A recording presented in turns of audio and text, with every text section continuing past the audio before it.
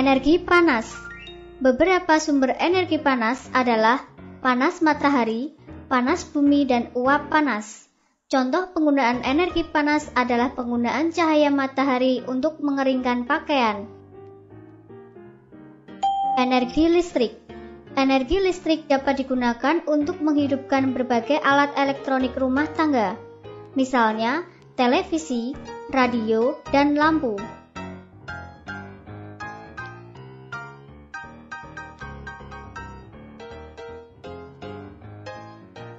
Energi cahaya. Pada malam hari, cahaya lampu menerangi sekitar kita. Energi bunyi. Alat musik ketipung menghasilkan bunyi dari pukulan tangan yang dinamakan energi bunyi.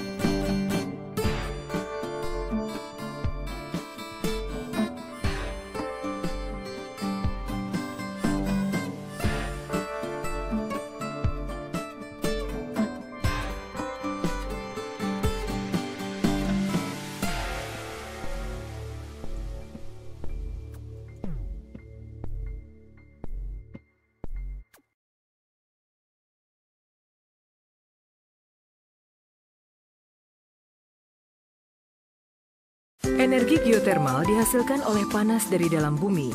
Energi panas bumi membangkitkan tenaga yang dapat diandalkan dan hampir tidak mengeluarkan gas-gas rumah kaca sama sekali.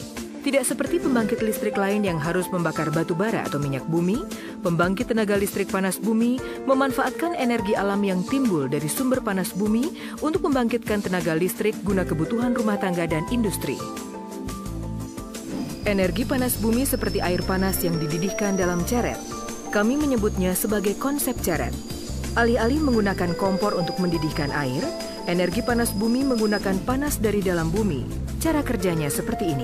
Panas alami bumi membentuk sumber daya geotermal atau panas bumi.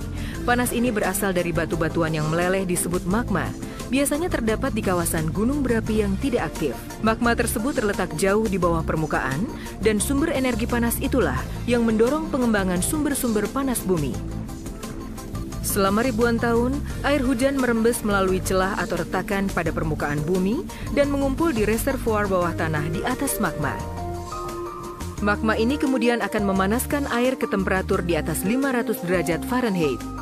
Untuk mendapatkan zat cair dan gas atau fluida yang bertemperatur dan bertekanan tinggi ini, sumur dibor dari kedalaman 3.000 sampai 10.000 kaki dari permukaan bumi.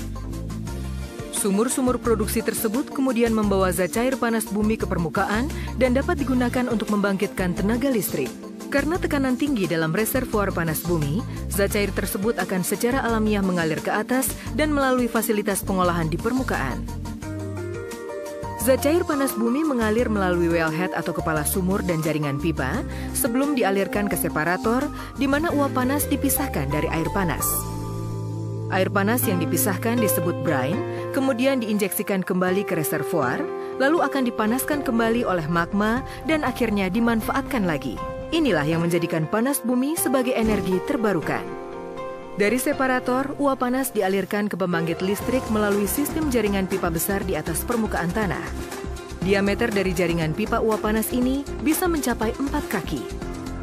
Jaringan pipa uap panas diinsulasi untuk mencegah lepasnya panas karena jaringan pipa ini melintasi daerah sepanjang 3 km atau lebih. Jaringan pipa ini panas sekali dan akan memuai jika diisi uap panas. Oleh karena itu, pada setiap beberapa ratus kaki didesain pipa lingkar pemuaian. Uap panas melalui proses pemurnian terakhir untuk menghilangkan semua kotoran di dalam fasilitas scrubber. Uap panas yang sudah diproses kemudian dialirkan ke pembangkit listrik.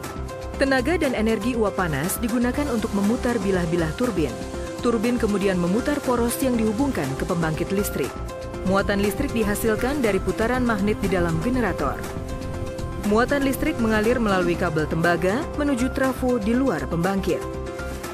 Di dalam trafo, tegangan dinaikkan sebelum listrik dialirkan ke jaringan transmisi PLN Jawa Bali dan kemudian disalurkan ke rumah-rumah dan industri.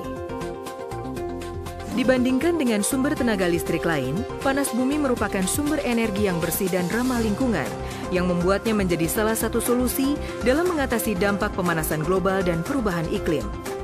Panas bumi merupakan energi terbarukan, karena dengan pengelolaan yang tepat, sumber panas bumi dapat terus menjadi sumber energi yang dapat diandalkan.